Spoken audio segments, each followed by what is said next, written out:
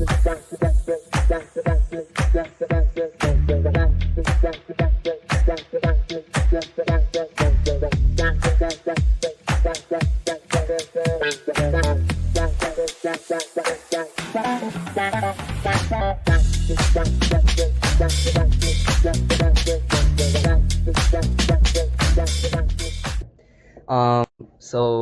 welcome everybody. My name is Rudraksh Nair, and today I'll be presenting my research paper uncovering Creutzfeldt-Jakob Disease, the mysteries of prion diseases. Here's just a table of contents. So just a short blurb about me. My name is Rudraksh Nair. I'm a sophomore at Ronald D. McNair Academic High School in Jersey City, New Jersey. And I love to play the piano and guitar. I love music in general, and I play sports like lacrosse and basketball. Finally, I take a great interest in science, especially medical diseases. Um, Almost anything in the medical field really inspires me. So, introduction. This paper focuses on prion diseases, mainly Creutzfeldt-Jakob disease. My research question was, why are prion diseases incurable, and what could be future treatments for Creutzfeldt-Jakob disease? I researched this topic because prion diseases in general, not just Creutzfeldt-Jakob disease, they're very fatal. This disease, particularly, becomes fatal uh, in 1 year, and most of society doesn't know about it because it's quite rare, but it can happen. And through this research paper, I seek to educate society and hope to find a treatment for this disease. So a little bit about the research process. So I mainly research prions, and prions are intrinsically disordered proteins. Proteins have 4 different levels of structure, and they follow specific steps to form a fully functional protein. Proteins can sometimes not follow structures due to different factors like environmental factors or genetic mutations, etc.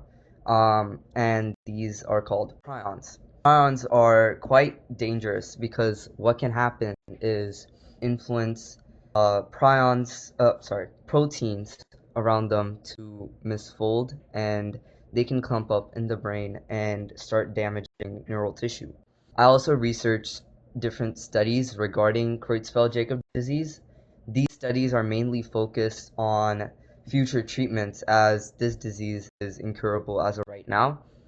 These studies actually had results showing that these treatments can be used in the future to cure this disease.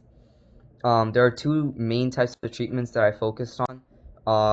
They're called quinacrine and monoclonal antibodies, specifically Prion 100. So quinacrine, just a short backstory, quinacrine was used in World War II to treat different diseases, and it was later labeled as a carcinogen, so they don't use it anymore. But quinacrine was used to combat Creutzfeldt-Jakob disease, and it was shown in different studies, but I'm going to talk about one specific study. It was shown to um, extend almost the life of people with Creutzfeldt-Jakob disease, but that was they all still died. The other treatment, monoclonal antibodies, they are a little bit more promising because what they can do, as seen in this picture, they can actually block the protein from forming into a prion, and they're quite more direct than quinacrine, and they're more promising. So about my methodology and my results. So for this paper, I collected data through different search engines like Google Scholar and EBSCOhost. I mainly looked out for journals and studies concerning not just Creutzfeldt-Jakob disease, but prion disease in general. And I found them and got these results. And what I found out was obviously what I discussed, quinacrine and the Prion 100 antibodies. they're both effective treatments that could be used in the future, but we don't have enough evidence yet to um, actually start using these in a more clinical context. And to conclude, there have been quite a lot of studies performed, and they have shown that antibodies in chronocrine can work as future treatments for Creutzfeldt-Jakob disease, but these treatments need to be researched more, because as of right now, the idea is very rough and it needs to be almost polished up a little bit. But I do believe that we can get a treatment for this disease in the future. There were also limitations to my research paper. Obviously, I did not have any access to a lab. I couldn't handle this disease in a lab because obviously it is very fatal, and uh, this was mostly just literature review. So I based my paper on external journals and studies. And yeah, before I conclude my presentation, I just want to talk about the research experience. So I want to thank all of the professors, Professor Virgil and Professor Dr. Barkey, and both of them helped me clarify my paper.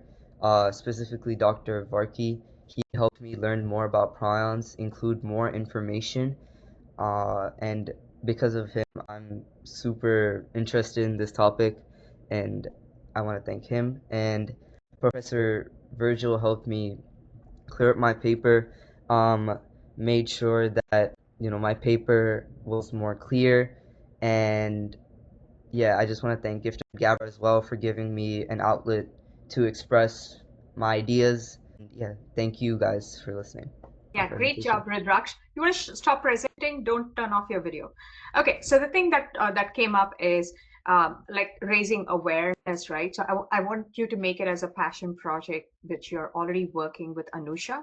Take it further and do some kind of activism or something to raise awareness. We will help you how to do that and get some media attention towards it as well. So Yep. we will build a media plan for you. So we want you to take your research further. Okay, great job. All right. Yeah, Thank you. Professor Varkey, all yours. Rudraksh, again, like good presentation. In a short time, I know that you, I think probably might have collected a lot of data in the later phase of the process, but like good job. So, Thank you. question do you know what monoclonal antibodies are? Yeah, so monoclonal antibodies, they've been used as treatments for other neurodegenerative diseases such as Alzheimer's. And monoclonal antibodies, they're basically antibodies, and they can kind of block the prion protein from influencing other proteins to misfold. So they can be used in the future as effective treatments for this disease. Okay. Do you know what is preventing them?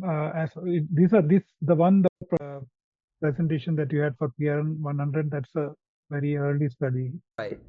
Okay. Yeah. Okay, Rudraksh, good If job. yeah, thank you. Please Sorry. go ahead. Yeah. Yeah, so as I was explaining, PRN 100, they actually synthesized it from mouse proteins. There's this one protein in mice when they did studies on them for prion diseases. It's called ICSM-18, and they synthesized PRN 100 from those proteins. And what they do is they go directly to the prion protein. They kind of block it, which makes it more direct, and it seems more effective in quinacrine. But obviously, more research, more experimentation needs to be done. So eventually they were humanized uh, monoclonal antibodies. Right, right, yeah. Okay. Thank you. Okay, Rudraksh, good job. Continue to work on it, as Coach Joe mentioned, and best wishes for all your what you do in future. Thank you. Yep, great job.